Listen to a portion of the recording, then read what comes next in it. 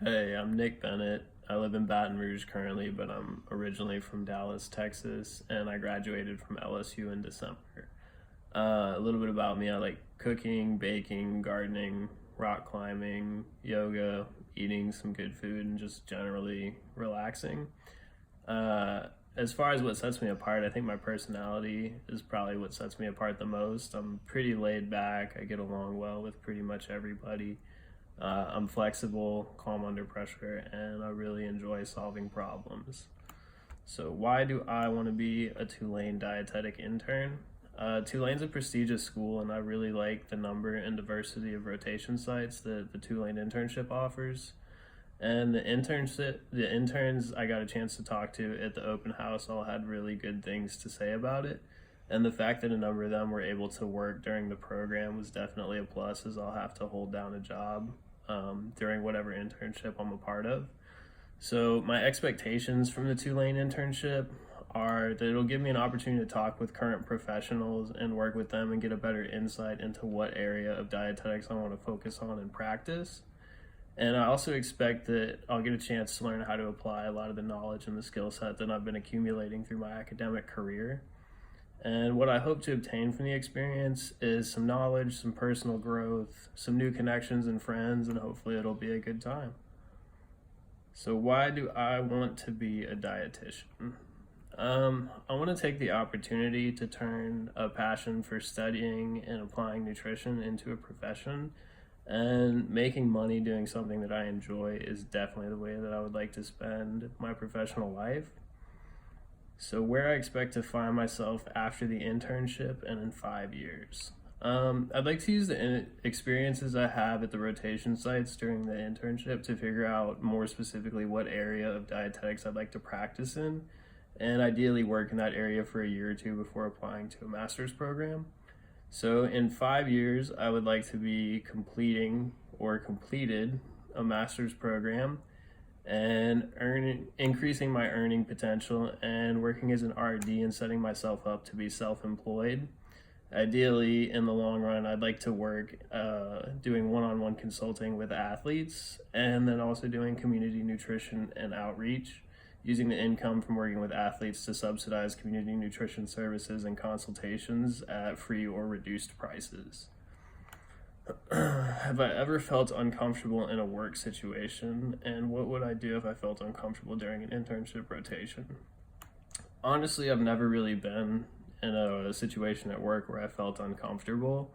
My personality and my ability to get along with pretty much everybody that I've worked with in at least some capacity has kind of kept that from happening.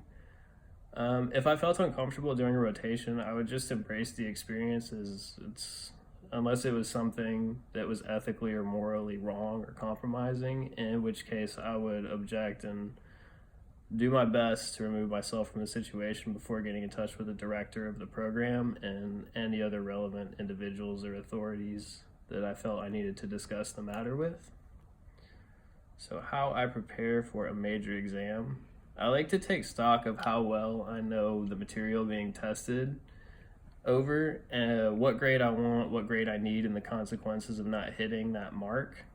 If I feel comfortable with the material, I'll look over it a little bit in the days leading up to the exam and then really focus on it the day before and the day of, devoting as much time as I can to studying. And if I don't feel as competent in what I'm being tested over, I'll spend several days leading up to the exam studying for a few hours a day, and then the day of, I'll spend time as well before the exam. And regardless of whether I feel ready or not for the exam, I'll make sure that I get plenty of sleep so that my brain's able to process all the information that I'm working to learn. So, describe a situation where I felt I was treated unfairly and how I handled it. I would say working in customer service, I've definitely been in some situations where I felt I was treated unfairly, generally being on the receiving end of some irate customers' wrath for a frustration with a product or service, or sometimes just their general life, and that kind of gets directed at me, even though I have no control over any of that stuff. I usually just take a deep breath, try to listen to what they're saying, and empathize, and understand that this may just be the culmination of a bad day, week, month, or entire lifetime, and just do what I can to refer them to whoever may have some answers or be able to help them with their issue.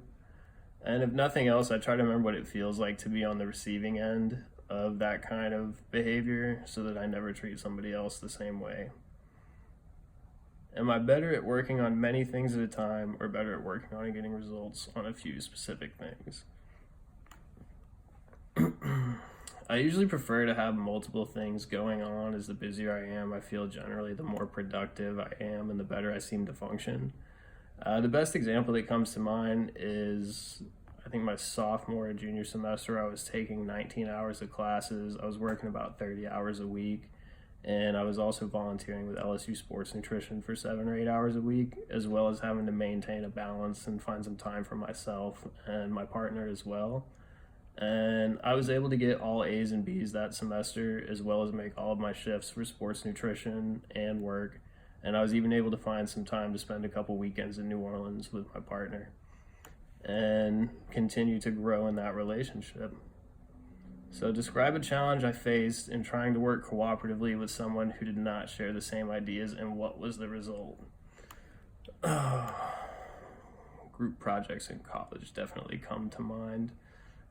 Especially one I did for a community nutrition class where one of our group members took charge, made our whole group PowerPoint, but the only issue was it was incoherent. A lot of the information was inaccurate and the formatting was kind of a hot mess.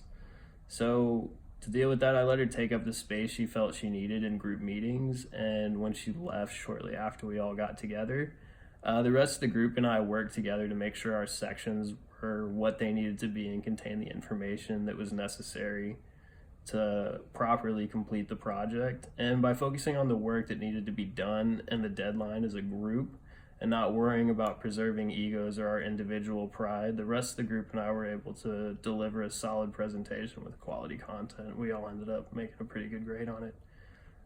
Anyway, thanks for the consideration, and hopefully I'll be seeing y'all.